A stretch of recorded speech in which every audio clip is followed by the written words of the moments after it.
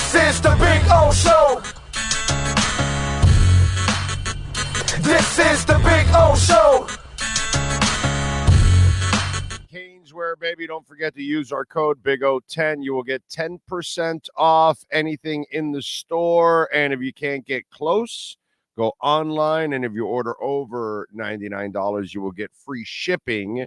On top of using our code BIGO10, you will get 10% off at caneswear.com. And you can get anything with the Canes logo on it. You can get InterMiami gear, Messi jerseys, Panthers championship gear, Heat, all kinds of stuff. So check it out there at caneswear.com. Manny, how you feeling, man? You feeling good?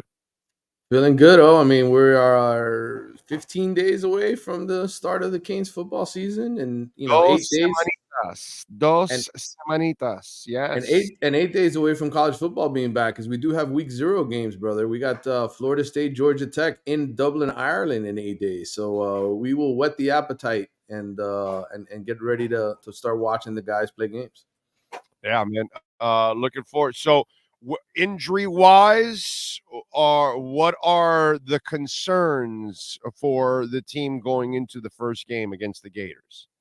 Well, listen, at every camp, there's going to be guys that get nicked up, right? There's going to be guys that are bumps and bruises. You hope that none of them are serious. Mario has certainly kept the lid down on that. None of the reporters can pretty much report what they see in terms of red jerseys and all that kind of stuff. Personally, from what I've heard, I don't think there's any serious injuries. I don't think there's anybody who's going to miss significant time. Does that mean everybody's 1,000% healthy? No. I think the plan going into week 1 in Gainesville is to have Mark Fletcher be the complimentary back to Damian Martinez. I still think that's on schedule. I think he'll probably be on a pitch count in terms of how many snaps he sees. But look, you need him for the long haul. Again, if you're Miami, you're thinking this is a 14, 15, 16-week schedule. That's what you're hoping for. You're hoping for a deep playoff run. And so depth is important. And a guy like Mark Fletcher doesn't need to take on the lead role because you've got Damian Martinez here now. Yeah, no, that's good. That's good. At least injury-wise, it doesn't look like it's a long list and all that good stuff. So it's well, I'm sure, you got to be able to pace your guys too. You know what I mean? And so you got to kind of take care of this. You know what's wrong with them. You know what date you play. Make sure you have them ready for that day. Yeah, and I think after this last scrimmage, the one that's coming up, I think today or tomorrow, I don't know when it is exactly. It might actually be today. That'll be it. They'll settle into. They'll officially be 2 weeks out from the opener, so they'll totally turn their focus from camp to game preparation for Florida, and it'll become the starters will get the bulk of the reps, the backups will. Kind of get into a backup role. And then the guys that are going to be scout team basically go to scout team, the guys that are planning to be redshirted, etc. So that's what's going to happen here. You had your 2 weeks of camp. Now you have your 2 weeks of prep, and then the season gets rolling. Who's the surprise starter? I don't know that there really is one. A lot of these positions were solidified, I think, in the spring. I think, you're going to have Matthew McCoy at left guard. He was that was the one position on the offense that you looked at on paper and you said, who wins that job? It's either him or Samson Okunlola. I think that was determined in the spring.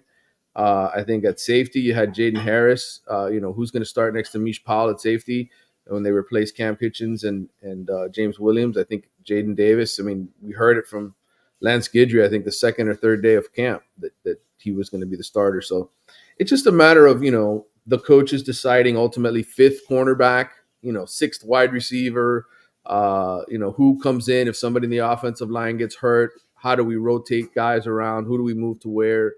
Those are the kind of questions that at the start of fall camp, they probably wanted to have answers to. And I think they've probably got answers to that now. But in terms of starters and surprises, I don't think there'll be any surprise. I think we know this is not one of those seasons where you go in there thinking, man, there's a lot of unresolved positions. This is more about depth, rotation, and who comes in off the bench if somebody gets hurt. So what are you predicting? Because it's hard. It's hard. I hear everybody talk about 11 wins and 10 wins and for sure playoffs. And I just I need Mario to cross that threshold for me. You know what I mean? You could tell me all you want about the talent, but so Yeah. walk me off the edge here. Yeah, well, I am picking them to win the conference this year. I don't know if that's going to be 10 wins. I don't know if it's going to be 11 wins. I don't know if it's going to be 12 wins, 12-0 regular season. But I think based on my intel and having conversations with people around the league, going to Charlotte, spending a week in Charlotte, talking to coaches and different people around here, and talking to the competition, talking to people at Florida State, talking to people at Louisville, NC State, the schools they're going to be pushing Miami, I think, at the top of the standings. I just get the sense Miami's better prepared. They have better depth in a lot of positions. They're one of the older teams in the league. They've got one of the best quarterbacks, if not the best quarterback. He was the preseason player of the year in Cam Ward. And they've got 3 800-yard receivers. They've got a 1,000-yard running back. On paper, this team reminds me a lot of Florida State's team from a year ago. Now, the secondary isn't as good, but I think if you were to ask me who's the favorite going in, I would pick Miami over Florida State as the second best team. And then I'd probably have a good debate about who the third best team is between Clemson, NC State, and Louisville. I don't know that any three of them have separated themselves as sort of the third best team. But I think on paper, this is the best team in the league. And I think they just have to go out and as you say, prove it and play it. The schedule is very forgiving. Yes, you got to open at Florida, who's a rival.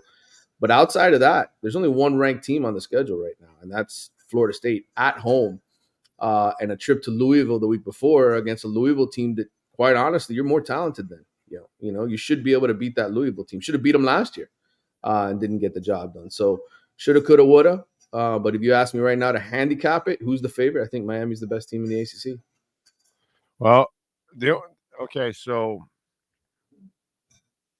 God, I just if they lose to Florida. Yeah, you're everything.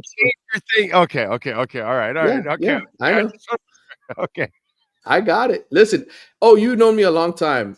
I call it as it is. I in the past I've told you, hey, I don't think this Miami team is that good. I told you last year I thought they would win seven games in the regular season, maybe go 8-5 with a bowl win. That's pretty much what happened. 2 years ago, I thought Mario would have done better. I thought they were an 8-win team. They were 5-7 outfit. That was terrible. So I don't normally overhype Miami. I'm not one of those guys who every year comes out and says 10 wins and ACC championship. I haven't been that guy in a long, long time. So to me, this is more of an opinion based on what their competition is and what they have than just, hey, I believe in Miami and I like Miami. Okay. All right. What are you working on in the Athletic? Well, what am I not working on, brother? I feel like every day is a long day at the office. I'm working with Bruce Feldman and Sam Kahn, and we are putting together a top 100 list of transfers. And this is not based on what guys have done before. This is based on the ground intel at their new places. So you can read all the old college football preview content, and people tell you such and such guys should be good. No, we're actually talking to people at each of these schools to find out who is doing good. And so it'll be a good read for you, be really informative for the readers. That'll be coming out next week. Got lots of more preview content. I got a feature story on Florida State that I've had done for about a week and a half now that'll finally run next week. I had my picks column. I did my preseason predictions where I took the top 25 teams, wrote about every single one of them, how I expect things to go. So there's plenty of content up there, and there'll be some recruiting stuff coming here too as well. All right, good stuff there. And don't forget, caneswear.com is the website, but you can also go to the store, which is Heaven at 2655 South University Drive in Davie. And they've always got great deals. Follow them on Twitter, by the way, at Canes_wear. So you can find out more. And remember, use our code BIGO10. You will get 10% off. And if you can't go to the store, if you order over $99, you will get free shipping. That's caneswear.com.